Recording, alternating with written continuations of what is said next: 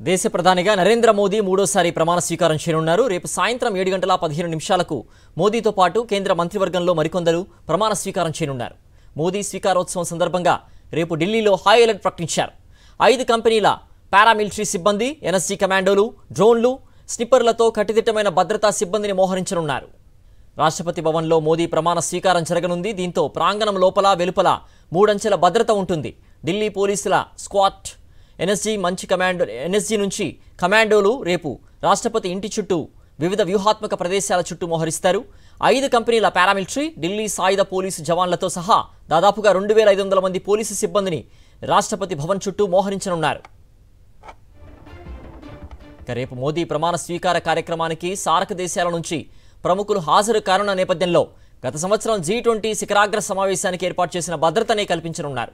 ప్రమాణ స్వీకారానికి హాజరయ్యే ప్రముఖులకు వారి హోటళ్ల నుంచి వేదిక వద్దకు తిరిగి వెళ్లేందుకు నిర్దేశిత మార్గాలను కూడా ఏర్పాటు చేస్తామని పోలీసు అధికారులు తెలిపారు. ఇప్పటికే ఢిల్లీలో నో ఫ్లయింగ్ జోన్గా ప్రకటించారు. రేపు ఎల్లుండి 2 రోజుల పాటు ఆంక్షలు విధించారు. ఢిల్లీలో ఎలాంటి డ్రోన్, పారాగ్లైడింగ్, పారాజంపింగ్, రిమోట్ ఆపరేట్ చేసే ఏ రకమైన పరికరాలపైన నిషేధం విధించారు.